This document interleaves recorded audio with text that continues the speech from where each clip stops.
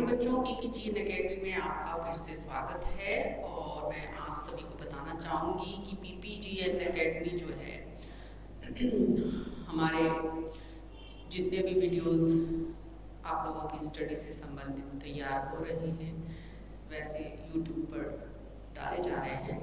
तो जो भी बच्चे सैनिक नवोदय मिलिट्री की तैयारी कर रहे हैं या अगले वर्ष वे ये परीक्षा देना चाहते हैं तो इन वीडियोस का पूरा फ़ायदा लें।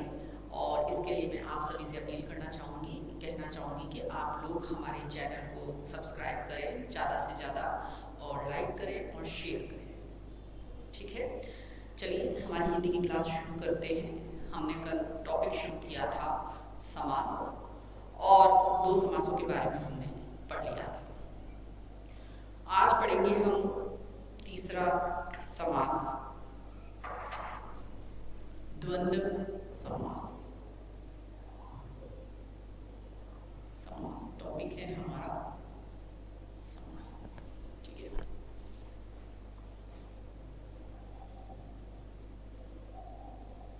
द्वंद्व समास।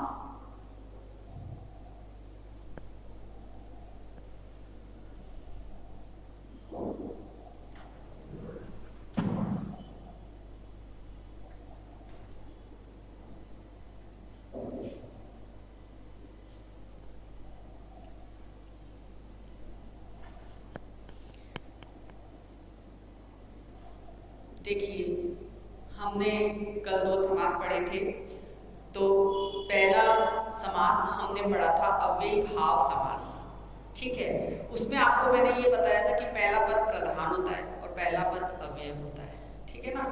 और उसमें जो है पुनरुक्ति वाले और द्विरुक्ति वाले जो पद हैं वो भी उसके अंदर आते हैं, और इसके अलावा उपसर्ग वाले जो उपसर्ग हैं, शब्द उपसर्ग से बने शब्द हैं, वे भी अव्ययी भाव समास के अंतर्गत आते हैं। दूसरा समास हमने जो पढ़ा था वह था तत्पुरुष समास। ठीक है, तो तीसरा जो समास है द्वंद्व समास, इसमें क्या है, दोनों पद प्रधान होंगे। ठीक है ना, दोनों पद प्रधान होंगे और उनको अलग दर्शाने के लिए उनमें विभक्ति चिन्ह का प्रयोग किया जाएगा, जिसको कि बोला जाता है योजक चिन्ह। ठीक है, और योजक चिन्ह लगा दिया जाएगा। तो ये तो बहुत ही सरल है, और इसका अगर उदाहरण आ जाता है तो आप योजक चिन्ह के जरिए उसकी आप पता कर सकते हैं कि योजक चिन्ह जिसमें होगा वो कौन सा समास होगा, द्वंद्व समास होगा। क्योंकि दोनों के पद जो है प्रधान होते हैं, इसमें दोनों पद प्रधान होते हैं और उनको अलग दर्शाने के लिए उसमें योजक चिन्ह का प्रयोग किया जाता है। तो लिखें इसके अंतर्गत कि जिस सामासिक पद में, जिस सामासिक पद में, जिस सामासिक पद में दोनों पद या सभी पद, दोनों पद या सभी पद क्या होते हैं, प्रधान होते हैं, प्रधान होते हैं, सभी पद प्रधान होते हैं, तथा जिसका विग्रह करने पर, तथा जिसका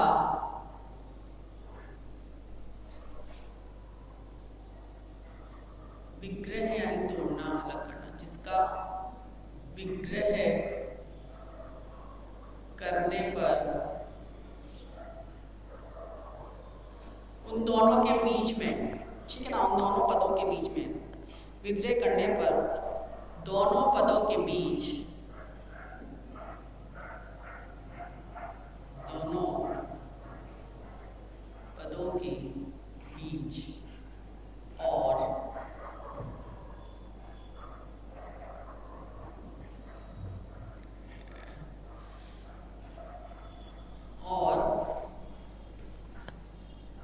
अथवा या संयोजक प्रयुक्त प्रयुक्त होता है अथवा या संयोजक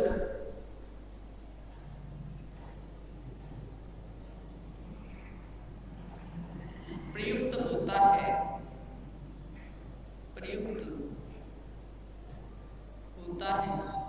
ठीक है ना।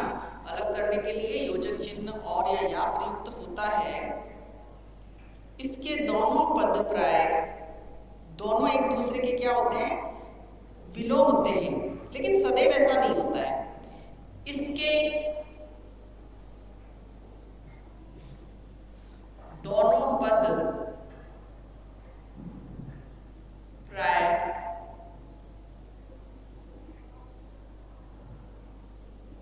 एक दूसरे के क्या होते हैं, एक दूसरे के विलोम होते हैं, एक दूसरे के विलोम होते हैं, लेकिन सदैव ऐसा नहीं होता है, ठीक है ना। विलोम तो होते हैं परंतु सदा ऐसा ही हो ये जरूरी नहीं है। एक दूसरे के विलोम होते हैं प्राय, ठीक है ना, प्राय एक दूसरे के विलोम होते हैं, सदैव नहीं। तो देखो इसमें तो आपको बिल्कुल भी परेशानी दिक्कत नहीं आएगी, सदैव नहीं, ठीक है। क्यों? क्योंकि जो विलोम शब्द वाले जो शब्द हैं तो वो द्वंद्व समास के अंदर आएंगे, या जिनके बीच में योजक चिन्ह है प्रयुक्त होता है तो वो आएंगे। देखिए कैसे शब्द आएंगे, कैसे सामासिक पद आएंगे इसके अंतर्गत।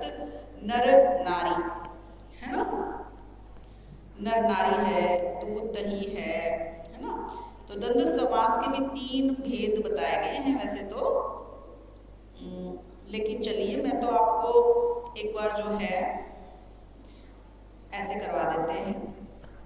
पहला ले लेते हैं नर नारी, नर नारी।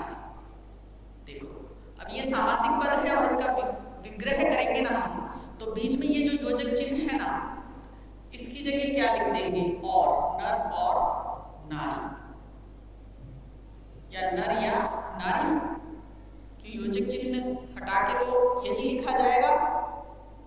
फिर है घी शक्कर, घी शक्कर, तो घी और शक्कर है ना, घी और शक्कर।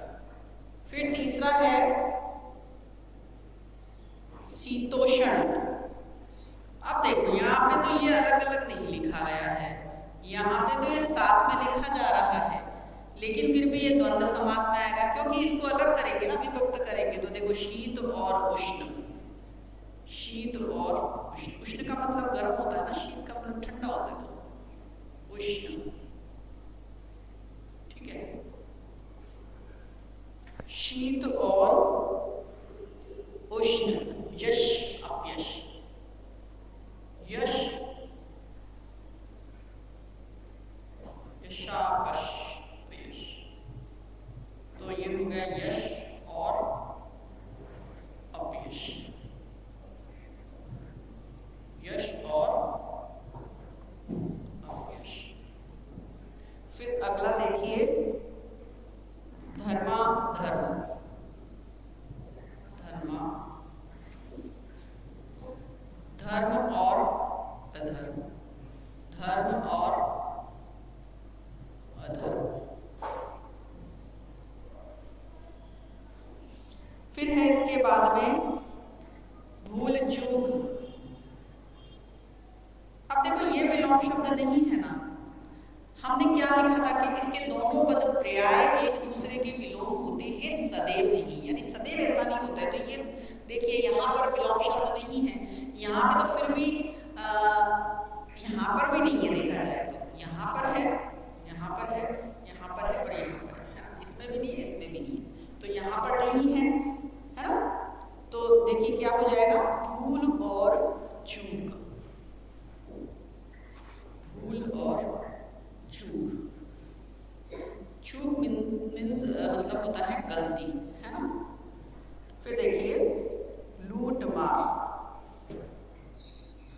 लूट मार, लूटना और मारना, लूटना और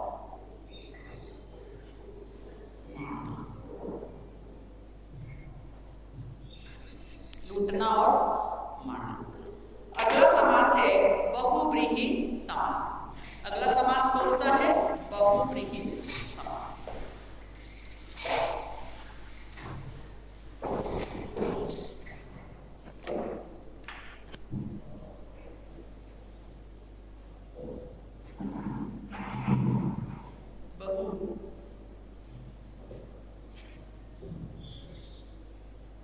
बहुव्रीहि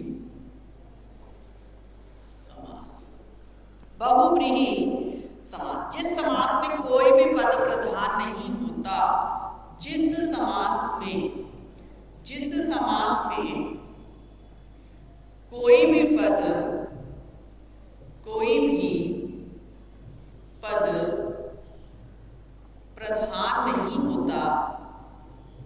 प्रधान नहीं होता,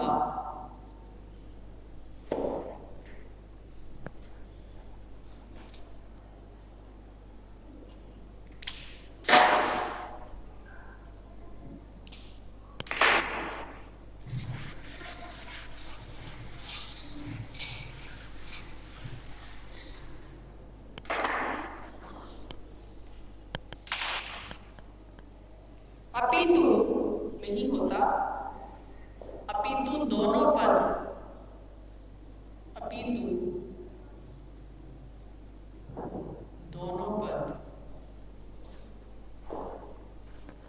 अपितु दोनों पद गौण रहकर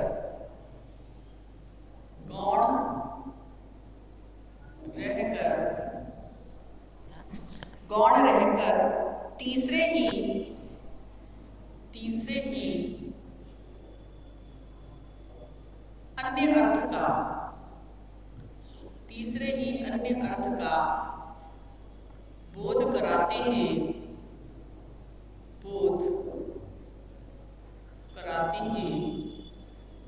यहाँ पे दोनों ही पद है ना। जिस समास में कोई भी पद प्रधान नहीं होता, अपितु दोनों ही पद गौण रहकर तीसरे ही अन्य अर्थ का बोध कराते हैं। ठीक है, किसका बोध करा रहे हैं? तीसरे नए अर्थ का बोध करा रहे हैं, अन्य अर्थ का बोध कराते हैं। साथ ही इसका विग्रह करने पर,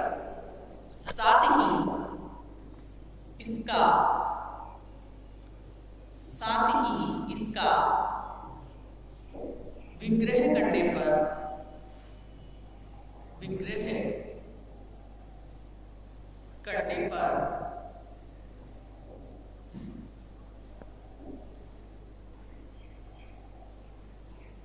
वाला है जो जिसका, वाला है जो, ठीक है, जिसका, जिसकी, जिसके, जिसका, जिसकी, जिसके,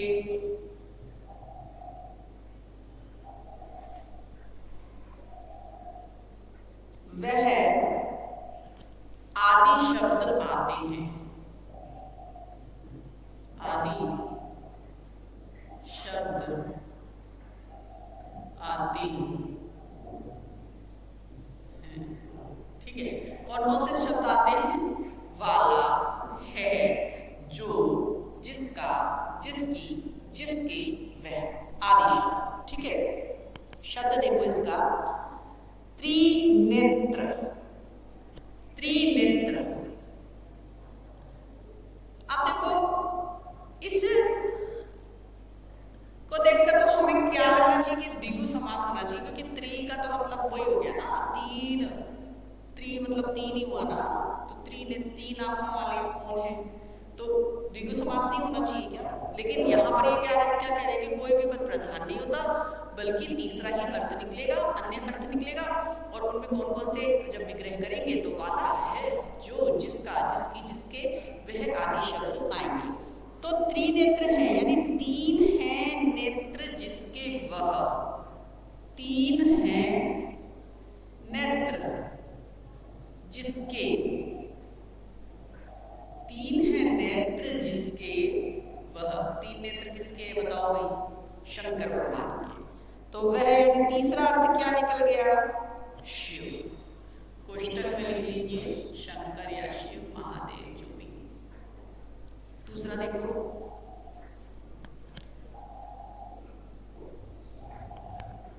चतुर्भुज। चतुर्भुज,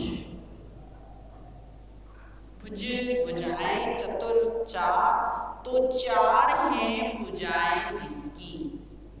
चार हैं भुजाएं जिसकी, वह कौन?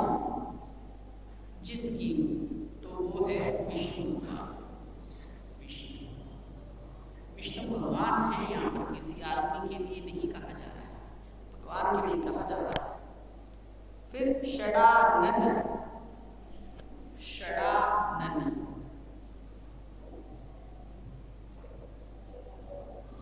ठीक है। षडानन, षट यानी कि 6 हैं, आनन जिसके। षट यानी 6 हैं, आनन जिसके। आनन यानी मुख, तो किसके 6 आनन हैं? कौन से भगवान के हैं आनन मुख? किसके 6 मुख हैं? वो हैं कार्तिकेय, शंकर भगवान के पुत्र हैं ये। आपने केवल गणेश जी के बारे में ही आपको पता होगा। आपको बता देना चाहती हूँ, 2 पुत्र थे उनके। पहले बड़े पुत्र थे कार्तिकेय, जिसकी सवारी क्या है? मोर, ठीक है ना। दूसरे पुत्र गणेश भगवान, लेकिन किसी कारण से उनका जो मस्तक है वो एक घटना घटित हुई थी, और उसके कारण से उनका जो मस्तक है हाथी का मतलब लगा दिया था शंकर भगवान ने। इसलिए उनको गजानन बोलते हैं, क्योंकि गज के आनन जैसा है ना, गज का आनन है जिसका, है ना, तो वह है गणेश।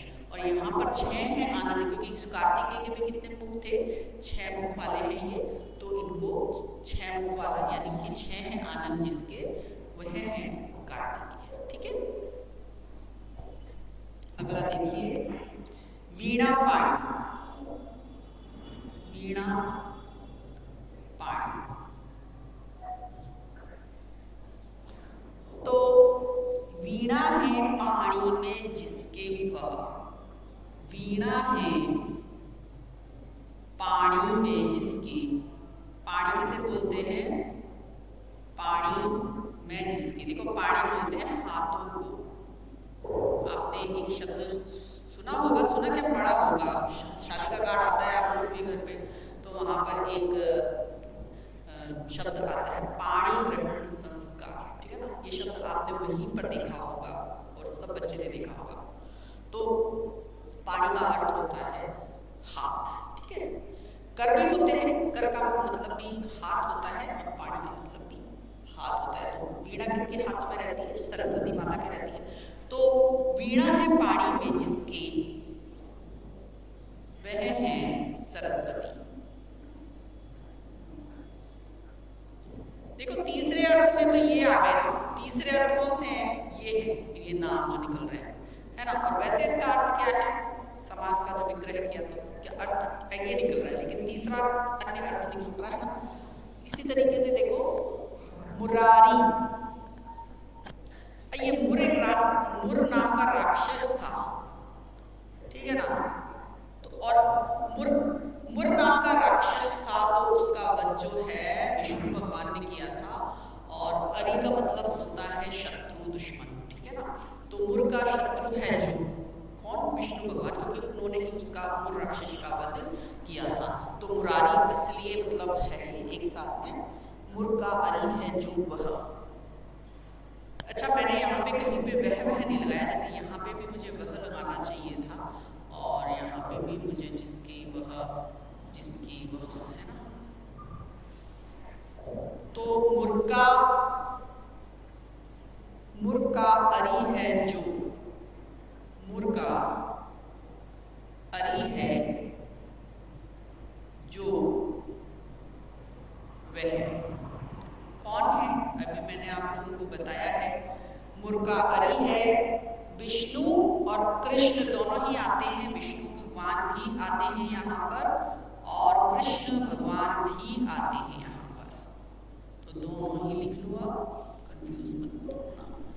अगला देखिए, पीतांबर। पीत यानी पीला, अंबर यानी वस्त्र, पीतांबर।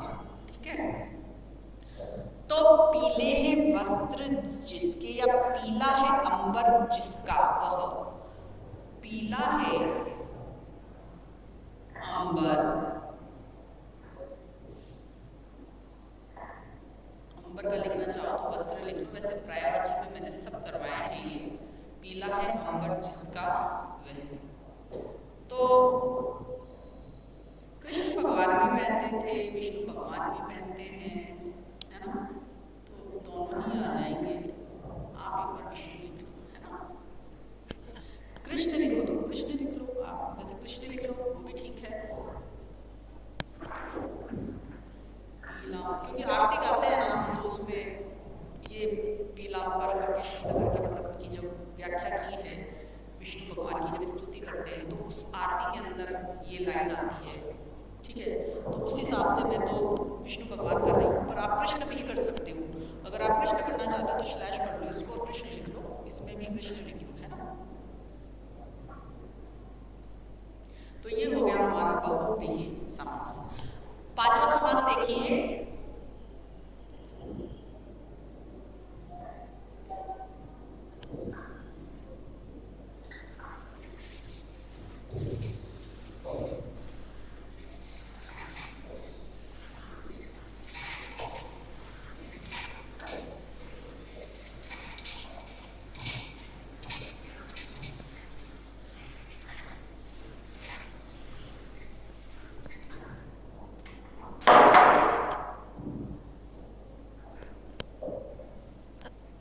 द्विगु समास।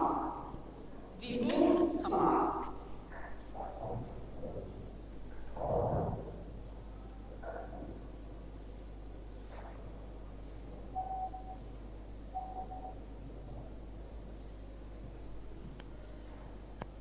द्विगु समासिक पद में पर्याय द्विगु समासिक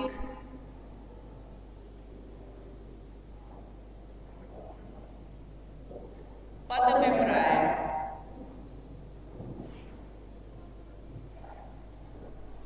द्विगु समासिक पद में पर्याय पूर्व पद। पूर्व पद कौन सा होता है? संख्या को दर्शाने वाला संख्यावाचक होता है पूर्व पद। क्या होता है? संख्यावाचक होता है। संख्यावाचक होता है।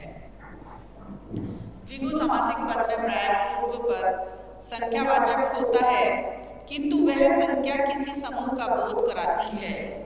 किंतु वह संख्या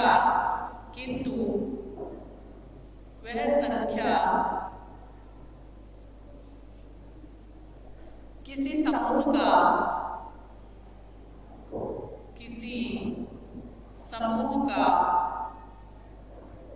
बोध कराती है। किसी समूह का बोध कराती है।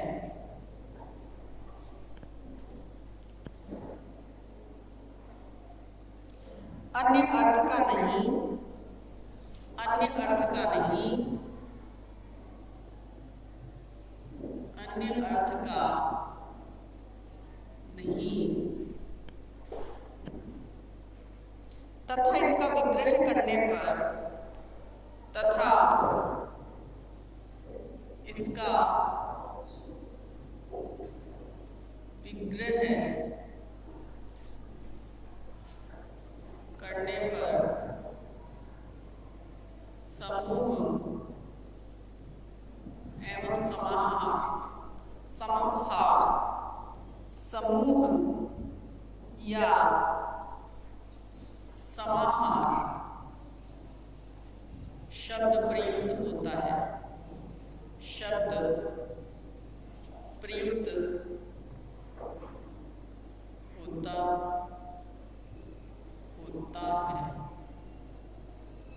ठीक है, द्विगु समासिक पद में प्राय पूर्व पद संख्यावाचक होता है, किंतु वह संख्या किसी समूह का बोध कराती है, अन्य अर्थ का नहीं, तथा इसका विग्रह करने पर समूह या समाहार शब्द प्रयुक्त होता है। शब्द देखिए, शब्द है त्रिफला। त्रिफला तो 3 फलों का समाहार, 3 फलों का समाहार, पहला हो गया। दूसरा देखिए त्रिभुज, 3 भुजाओं का समूह, 3 भुजाओं का समूह।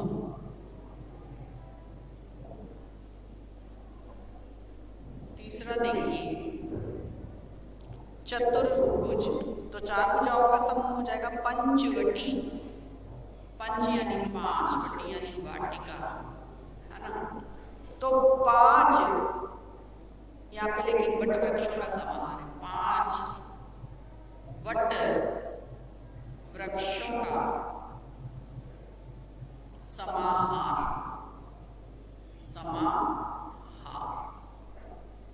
चौथा देखिए सतसई, बिहारी सतसई का नाम सुना होगा आपने। तो 700 का समूह, 700 का समूह। फिर है अष्ट सिद्धि, अष्ट सिद्धि नवनिधि, है ना। अष्ट सिद्धि, अष्ट सिद्धि तो 8 सिद्धियों का समाहार, 8 सिद्धियों का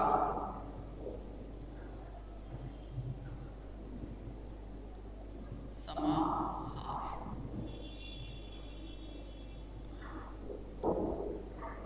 8 सिद्धियों का समाहार। नवरत्न, 9 रत्नों का समूह, 9 रत्नों का समूह।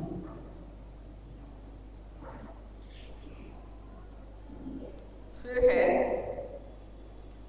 नवरात्र, रात्र मतलब रात्रि, नव यानी 9, तो 9 रात्रियों का, 9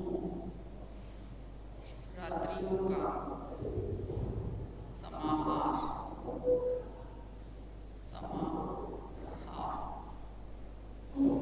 फिर देखो दशक, दशक है तो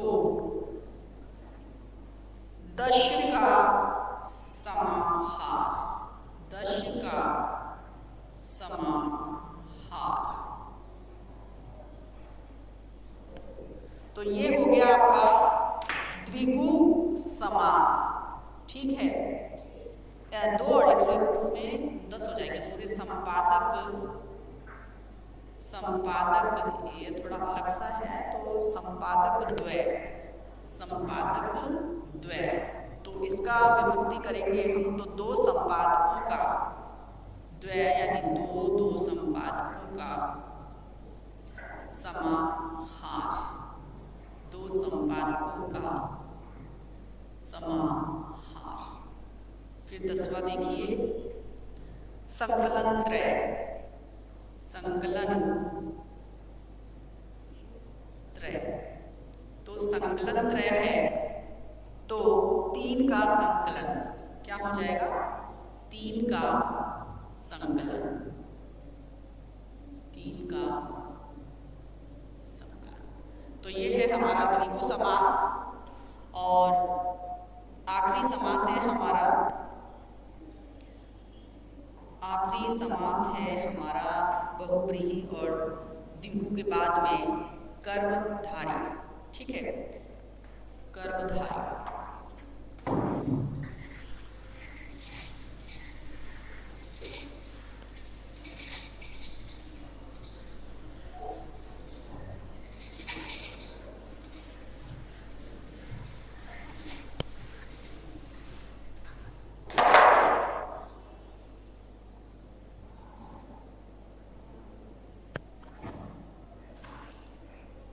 कर्मधारय, छठा है अंतिम कर्मधारय।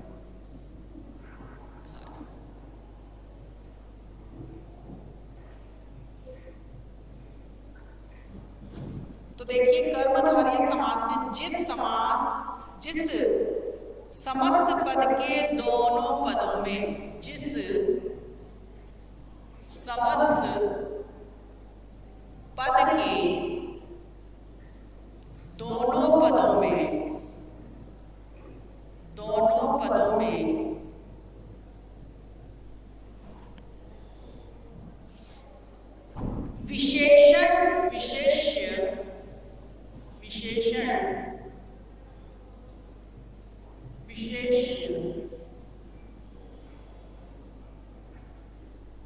विशेषण विशेष्य या उपमेय उपमान का संबंध होता है,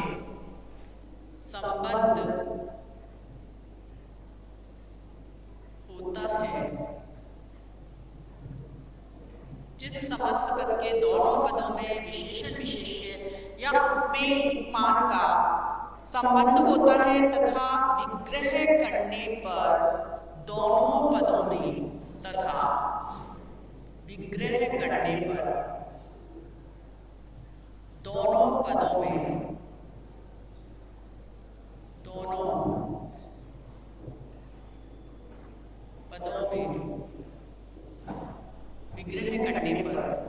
दोनों पदों में एक ही कारक की विभक्ति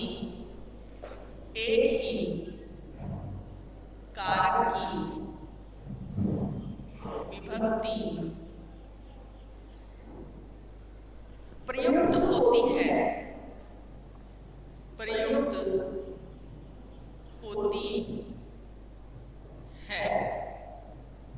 ठीक है। एक ही कारक की विभक्ति मतलब एक ही कारक की विभक्ति प्रयुक्त होती है, उसे कर्मधारय समास कहते हैं। उसे क्या कहते हैं? कर्मधारय समास कहते हैं। कर्मधारय समास कहते हैं। उदाहरण देख लीजिए। उदाहरण है नील कमल। उदाहरण है नील कमल।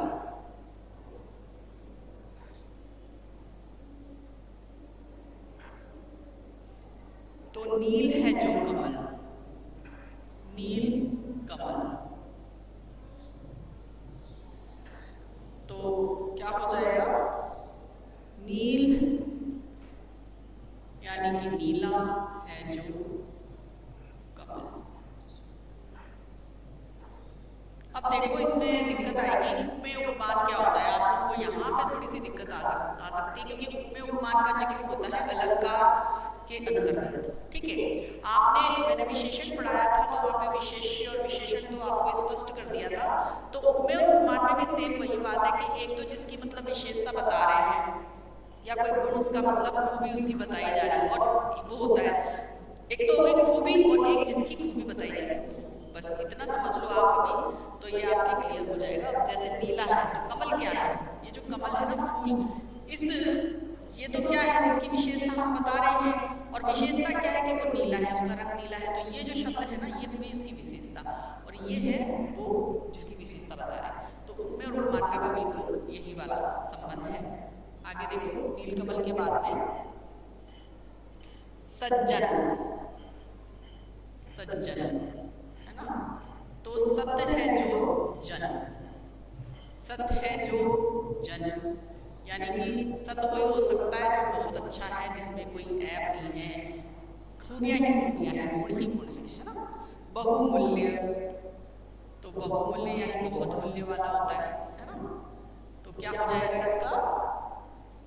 बहु है जिसका मूल्य, बहु है जिसका मूल्य। फिर देखो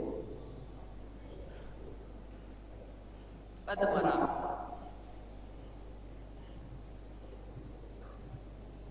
आधा है जो मरा,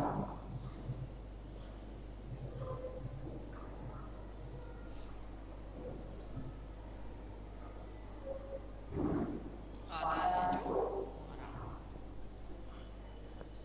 फिर देखो भला मानस, भला मानस, तो भला मानस के अंतर्गत क्या हो जाएगा? भला है जो मानस, भला है जो मानस। फिर देख लो चरण कमल, चरण कमल, तो कमल रूपी चरण, कमल रूपी चरण, कमल रूपी चरण। फिर है अगला देखिए मुखार विंद, मुखार विंद, ठीक है। यानी मुख किसके समान है? मुख है अरविंद के समान, तो अरविंद रूपी मुख, अरविंद किसका पर्यायवाची है? वो देखिए आप किसका पर्यायवाची है? अरविंद रूपी मुख, ठीक है, चंद्रमा का होना चाहिए। फिर है संसार सागर, संसार सागर, संसार सागर, तो देखिए क्या हो जाएगा? सागर रूपी संसार, सागर रूपी संसार, ठीक है। फिर है नरसिंह, नरसिंह, इसका हो जाएगा सिंह रूपी नर, सिंह रूपी नर।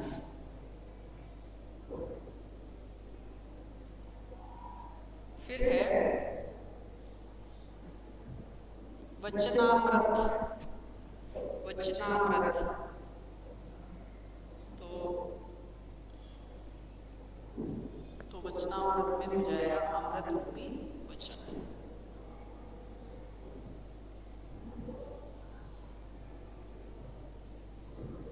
अमृत रूपी वचन, ठीक है। इसके अलावा देखिए जो कुछ उदाहरण आपके अभी मैंने द्विगु में करवाए थे वो भी इसके अंतर्गत आ रहे हैं। जैसे चतुर्भुज, चार हैं भुजाएं जिसकी वह विष्णु, ठीक है, तो ये बहुव्रीहि का उदाहरण है वैसे तो, है ना, विष्णु है तो बहुव्रीहि का हो जाएगा, लेकिन चार है भुजाएं जिसकी, तो यहाँ पे भी तो वही बात हो रही है ना, विशेषण विशेष्य वाली, देखिए उपमेय उपमान वाली, तो ये इसके अंतर्गत भी आएगा, कर्मधारय के अंदर भी। चतुर्भुज, चार भुजाओं का समूह, तो द्विगु समास हो जाएगा।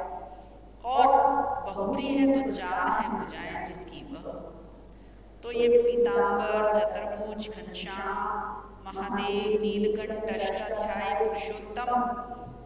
अब पुरुषोत्तम है, पुरुषों में उत्तम तो तत्पुरुष है, पुरुष जो उत्तम तो कर्मधारय है, पुरुषों में उत्तम है जो वह तो वह बहुव्रीहि है। तो कहने का मतलब ये है कि आपको थोड़ा सा विभक्ति का ध्यान रख के ये पहचान आपको करनी पड़ेगी कि ये द्विगु का है या तत्पुरुष का है या कर्मधारय का है या बहुव्रीहि का है, क्योंकि कई शब्द जैसे समास के अंदर ये होता है कि आपको असमंजस में डालने के लिए वो इस तरीके के शब्द दे दें जो कर्मधारय में भी होता हो और बहुव्रीहि में भी होता हो, लेकिन फिर भी उनके दोनों के अंदर किंचित मात्र थोड़ा सा मतलब फर्क रहता है। आपको उस फर्क को समझने की जरूरत है और तत्पश्चात आप उसे आसानी से हल कर सकते हैं, ठीक है। तो ये हमारा समास वाला टॉपिक जो है यहीं पर समाप्त होता है। और और मेरे हिसाब से मैं जितना आपको बताना चाहिए था उतना मैंने आपको बताया है। चाहते तो इस टॉपिक को हम लंबा खींच सकते थे, लेकिन मैं चाहती ये हूँ कि जो दूसरे टॉपिक आप लोगों के बचे हुए हैं तो उनको भी मैं समय देना चाहती हूँ, क्योंकि वो भी उतने ही महत्वपूर्ण हैं जितने कि ये वाले टॉपिक हैं। और उनमें से भी प्रश्न तो निश्चित तौर पर आप लोगों से पूछे जाएंगे। तो वे हालांकि वो सीधे सीधे करवाने वाले हैं, परंतु करवाने तो पड़ेंगे। देखिए, पढ़ना तो पड़ेगा, उनको भी खोल के देखना पड़ेगा, लिखना पड़ेगा, याद करना पड़ेगा, और मुझे भी कक्षा के अंदर करवाना ही पड़ेगा। तो उसे हम टाल नहीं सकते। तो समाज हमारे 2 दिन में समाप्त हो गई, अच्छी बात है। अब कल जो है हम एक नए टॉपिक पे विचार विमर्श कर सकते हैं और शुरुआत कर सकते हैं एक नए टॉपिक की।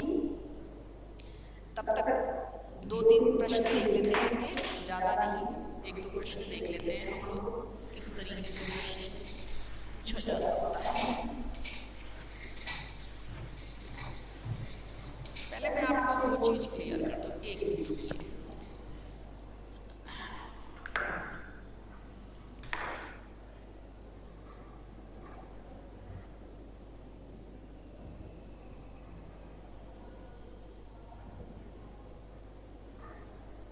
देखिए, इसमें एक तो ये वाला देखिए आप, मैंने अभी आपको करवाया है, उसी में से बता देती हूँ। पीताम्बर आपको करवाया जैसे,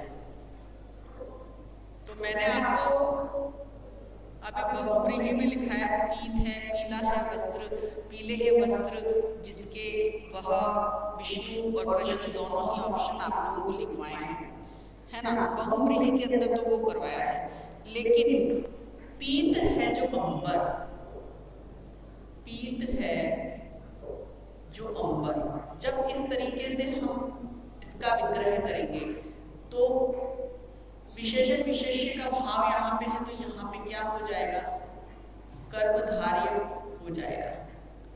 लेकिन यहाँ पर जब हम लिखेंगे पीत है, पीला है या पीत है जिसके वस्त्र या जिसके अंबर, वह